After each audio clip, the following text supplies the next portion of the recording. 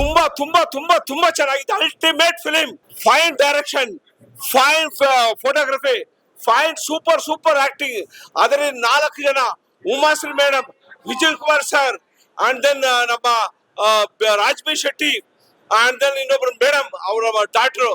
ತುಂಬಾ ತುಂಬಾ ತುಂಬಾ ಚೆನ್ನಾಗಿ ಮಾಡಿದ್ದಾರೆ. ಚೇಂಜ್ ಮಾಡ್ಬೇಕು, ಸಂವಿಧಾನ ಚೇಂಜ್ ಆಗ್ತಿಲ್ಲ, ಅದನ್ನ ಇವಾಗ ಚೇಂಜ್ ಮಾಡ್ಬೇಕು ಅಂತ ಫಿಲಮ್ಸ್ ತೆಗ್ದವ್ರೆ. ದಯವಿಟ್ಟು ಸರ್ಕಾರ ಗೊತ್ತಾಗ್ಲಿ, ಜನಗಳಿಗೆ ಗೊತ್ತಾಗ್ಲಿ.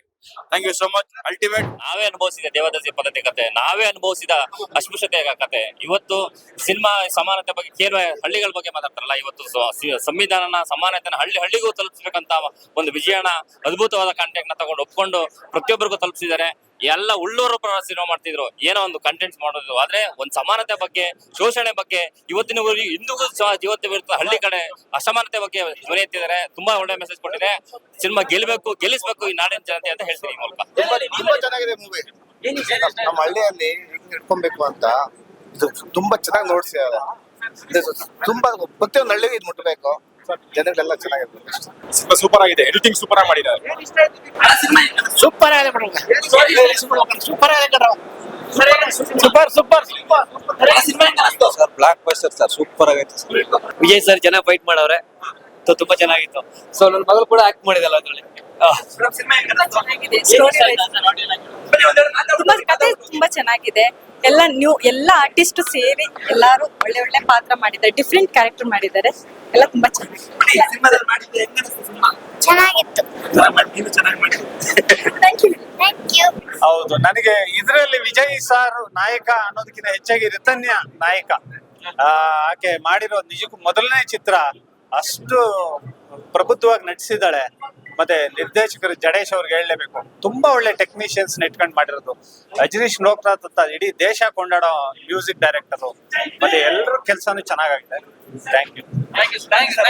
ಅಂತ ಕಾಲಘಟ್ಟದಲ್ಲಿ ರಾಚಯ್ಯ ಅನ್ನೋ ಒಬ್ಬ ವ್ಯಕ್ತಿ ಎಜುಕೇಶನ್ ಅಂದ್ರೆ ಏನು, ವಿದ್ಯಾಭ್ಯಾಸ, ವಿದ್ಯೆ ಬಗ್ಗೆ ಎಷ್ಟು ಪ್ರಾಮುಖ್ಯತೆ ಇದೆ, ಅವತ್ತಿನ ಕಾಲಕ್ಕೆ ಎಷ್ಟು ಪ್ರಾಮುಖ್ಯತೆ ಇತ್ತು ಅಂತ ಹೇಳ್ತಾನಲ್ಲ, ಅದೇ ಒಂದು ಉತ್ತಮವಾದ ಸಂದೇಶ ಸರ್. ಇವತ್ತಿಗೂ ಅಷ್ಟು ನಾವೆಲ್ಲರೂ ಹೊಡೆದಾಡೋದು ಏನಕ್ಕೆ, ಮಕ್ಳಿಗೆ ಒಳ್ಳೆ ಎಜುಕೇಶನ್ ಕೊಡಿಸ್ಬೇಕು. ಅವತ್ತಿನ ಕಾಲಕ್ಕೆ ರಾಚಯ್ಯ ಥಾಟ್ ಇತ್ತು ಅಂದ್ರೆ ಅದನ್ನ ಖುಷಿ ಪಡ್ಬೇಕು. ಈ ಸೆಲೆಬ್ರೇಷನ್ ಆಫ್ ಈಕ್ವಾಲಿಟಿ, ಸಮಾನತೆ ಆಚರಣೆ ಲ್ಯಾಂಡ್ ನಾಟ್ ನೋಡಿ ನಿಮ್ಗೆ ಖುಷಿ ಆಗುತ್ತೆ. 100% ನಿಮ್ಗೆ ಕೊಡೋ ದುಡ್ಡಿಗೆ ಮೋಸ ಆಗುತ್ತೆ. ಫಸ್ಟ್ ಇವರಿಬ್ರಿಗೂ ಥ್ಯಾಂಕ್ಸ್ ಹೇಳ್ಬೇಕು. ಇಂಥ ಪ್ರೊಡಕ್ಷನ್ ಇದ್ದಿದ್ದಕ್ಕೆ ಇಂಥ ಸಿನಿಮಾ ಆಗಕ್ ಸಾಧ್ಯ ಆಯ್ತು. ಮತ್ತೆ ಯಾವ್ದು ನೀವೇ ಜನನೇ ಮಾತಾಡ್ತಿದ್ದಾರೆ, ನಾನು ಹೇಳಿದ್ದೆ ಈಚೆ ಗ್ಯಾರಂಟಿ ಚರ್ಚೆ ಆಗುತ್ತೆ ಅಂತ. ಸೊ ಅದ್ರ ಪ್ರಕಾರ ಸಿನಿಮಾ ಇದೆ. ಸಿನಿಮಾ ಪೂರ ಬೆಂಕಿ ಅಂಟಿಸಿದೀವಿ. ಸೊ ಜನಗಳ ಮಾತಿಂದ ಅದು ಬೆಂಕಿ ಅಂಟ್ಕೋಬೇಕು. ಪ್ರತಿ ಡೈಲಾಗು ಒಂದಷ್ಟು ಚಪ್ಪಾಳೆ ವಿಜಯಗಳೆಲ್ಲ ಬರ್ತಾನೆ ಇತ್ತು. ಸೊ ಆ ಡೈಲಾಗ್ ಸರ್ ಬಾಯಲ್ಲಿ ಕೇಳಿದಾಗ, ಆಮೇಲೆ ಶೆಟ್ರ್ ಬಾಯಲ್ಲಿ ಕೇಳಿದಾಗ ಅದು ಡಬಲ್ ಅನಿಸ್ತಾ ಇತ್ತು. ಜನರು ಸಿಕ್ಕಾಪಟ್ಟೆ ಎಂಜಾಯ್ ಮಾಡ್ತಾರೆ. ನನಗೆ 35 ಮಾರ್ಕ್ಸ್ ಜಡೇಶ್ ಅವ್ರು ಬರ್ಕೊಟ್ಬಿಟ್ಟಿದ್ರು. ಸೊ ನಾನು ಅವ್ರಿಗೊಂಥರ ಡೈಜೆಸ್ಟ್ ಸಿಕ್ದಂಗೆ ನನಗೆ. ಸೊ ಈಸಿ ಆಯ್ತು, ಚೆನ್ನಾಗಿ ಎಂಜಾಯ್ ಮಾಡ್ತಿದ್ದಾರೆ. ಮತ್ತೆ ಯಾವ ಮಾತುನು ಸುಮ್ಮನೆ ಬರ್ದಿದ್ದಲ್ಲ, ಅದಕ್ಕೆ ಪೂರಕವಾಗಿ, ಕತೆಗೆ ಪೂರಕವಾಗಿ ಬರ್ದಿರೋಂಥದ್ದು. ಸೊ ನೋಡೋಣ, ಇದು ಪ್ರತಿ ಹಳ್ಳಿಗೂ ತಲುಪುವಂತ ಚಿತ್ರ, ಪ್ರತಿ ಮನೆಗೂ ತಲುಪುವಂತ ಚಿತ್ರ.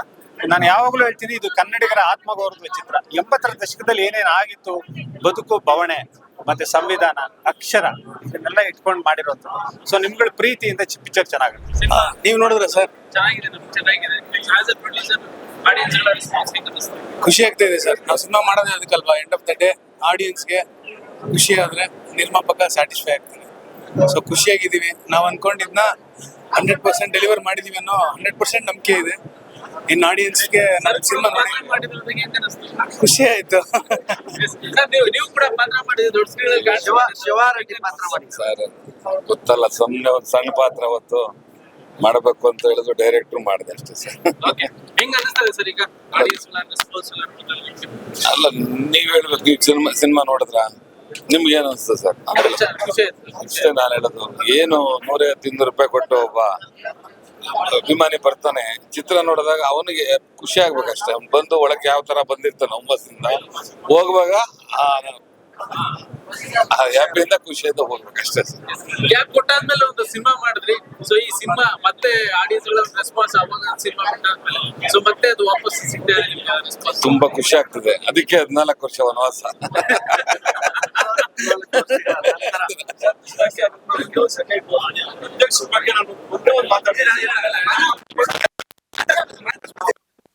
ಸಿನಿಮಾದಲ್ಲಿ ಬರೀ ಕಮರ್ಷಿಯಲ್ ಸಿನಿಮಾ ಅಲ್ಲ ಸರ್, ಇದೊಂದು ಇನ್ಫಾರ್ಮೇಟಿವ್ ಸಿನಿಮಾ, ಎಜುಕೇಟಿವ್ ಸಿನಿಮಾ.